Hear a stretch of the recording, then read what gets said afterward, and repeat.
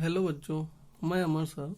बच्चों, कल हमने बीमी विश्लेषण के विषय में बात किया था। अंग्रेजी में उसे हम डायमेंशनल एनालिसिस कहते हैं।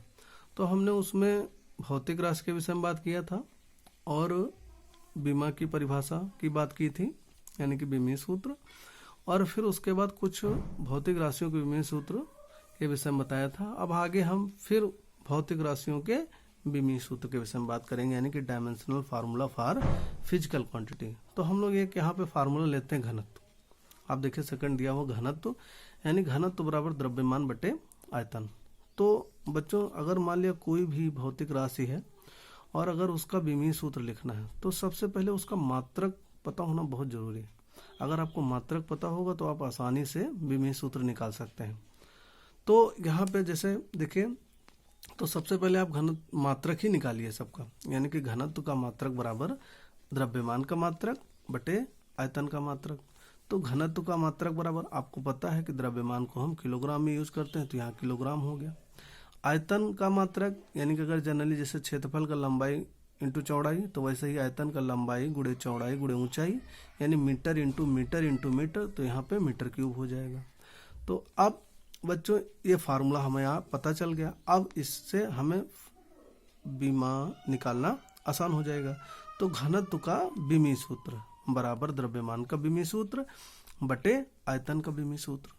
तो आप देख रहे हैं कि द्रव्यमान को हम लोग किलोग्राम, यानी कि एक तरीके से मास, तो यानी कि मास का यानी कैपिटल एम यूज कर लिया ब्रैकेट में, और आयतन का यानी कि मीटर क्यूब है, तो मीटर यानी कि हम लोग उसका लंबाई चौड़ाई और ऊंचाई, यानी कि लेंथ ही है अगर देखा जाए तो लेंथ का कैपिटल एल यूज कर लिया, और पावर 3 है यहाँ 3 यूज कर लिया।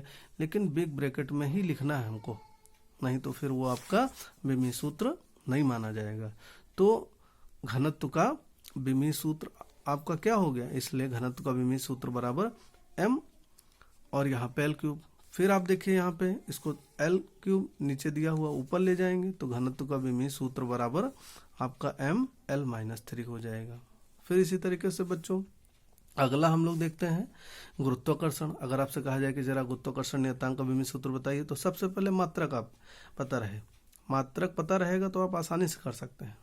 तो मात्रक जरूर सीखिए यहाँ पे। तो थर्ड देखिए यहाँ पे दिया हुआ है कि गुरुत्वाकर्षण नियतांक बराबर बल गुणे दूरी स्क्वायर अपॉन द्रव्यमान स्क्वायर। अगर आप देखें तो फार्मूला आपका क्या होता है, अगर ध्यान दें तो F इक्वल यहाँ पे G, यहाँ M1, यहाँ M2 अपॉन आर स्क्वायर होता है।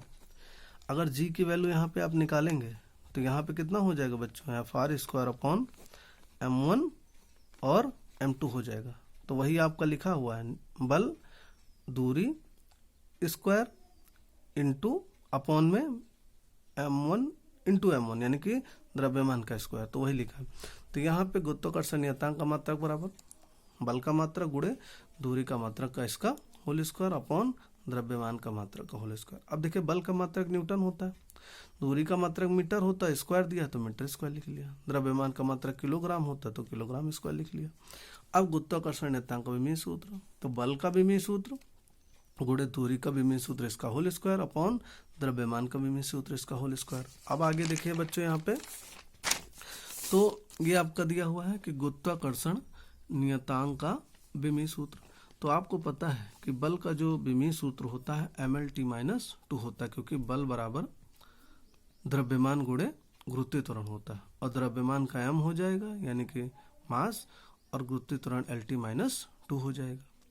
और दूरी स्क्वायर दिया है यानी कि एल स्क्वायर, और बिग ब्रैकेट में ही लिखना है इनको, यानी कि एल स्क्वायर, ये आपका हो गया बिग ब्रैकेट यानी कि बड़ा ब्रैकेट अपॉन, फिर वहां पे द्रव्यमान स्क्वायर दिया तो मास यानी कि मास का स्क्वायर कर लिया बिग ब्रैकेट में। अब इसको थोड़ा सा सॉल्व करेंगे बच्चों। यहाँ पे देखो m दिया हुआ है, यहाँ m की पावर 2 ऊपर जाएगा तो ये m की पावर 1 है, m की पावर -2, तो आप देखेंगे बेस सेम पावर ऐड यानी कि 1 -2, तो m की पावर -1 आ जाएगा।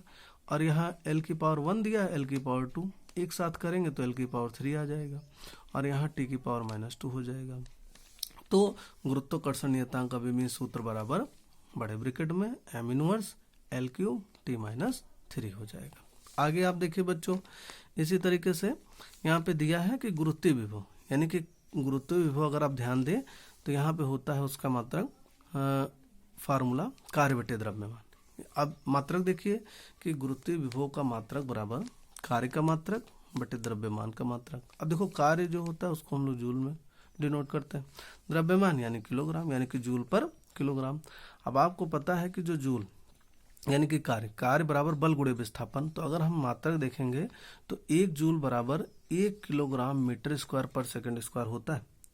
तो यहाँ पे अपॉन किलोग्राम लिख लिया, इसको हम कैंसिल आउट कर देंगे किलोग्राम को किलोग्राम, तो यहाँ पे metre square upon second square आ जाएगा। अब यहाँ पे बीमा निकालना आसान हो जाएगा, यानी कि गुरुत्वीय विभव का विमीय सूत्र बराबर, आप डायरेक्ट यहाँ से सीधे लिख सकते हैं और नहीं तो ऐसे कार्य का विमीय सूत्र अपॉन द्रव्यमान का विमीय सूत्र। तो कार्य का विमीय सूत्र देखो बड़े ब्रैकेट में यहाँ पे ml स्क्वायर t-2 फिर ब्रैकेट क्लोज, और द्रव्यमान का तो आपका m होता है बिग ब्रैकेट में। अब देखिए यहाँ भी m है यहाँ भी m कैंसिल आउट हो जाएगा, तो केवल आपका बिग ब्रैकेट में l स्क्वायर t-2 हो जाएगा। आगे देखिए आवृत्ति अगर आप देखें तो 1/, आवृत्ति काल होता है, आवृत्ति का फार्मूला है 1/, आवर्तकाल। अगर हम लोग आवृत्ति की परिभाषा देखेंगे तो 1 सेकंड में जो आपका दोलन होता है वो आपका आवृत्ति कहलाता है। तो इसीलिए यहाँ पे 1/, आवर्तकाल, यानी कि आवृत्ति का मात्रक बराबर 1/, आवर्तकाल का मात्रक। अब ये आवर्तकाल आपका क्या होता है कि एक चक्कर लगाने में जो आपका समय लगता है किसी भी बॉडी का हो तो वो उसका आवर्तकाल कहलाता है, यानी कि टाइम आपका सेकंड ही होगा 1/, सेकंड, तो यहाँ सेकंड इनवर्स हो जाएगा, मात्रक हो गया। अब विमीय सूत्र देखिए, आवृत्ति का विमीय सूत्र बराबर 1/, आवर्तकाल का विमीय सूत्र बराबर 1/, अब आवर्तकाल वही टाइम यानी कि बिग ब्रैकेट में कैपिटल टी। अब ये ऊपर चला जाएगा तो बिग ब्रैकेट में आपका t-1 हो जाएगा। तो ये आपका आवृत्ति का विमीय सूत्र हो जाएगा। धन्यवाद।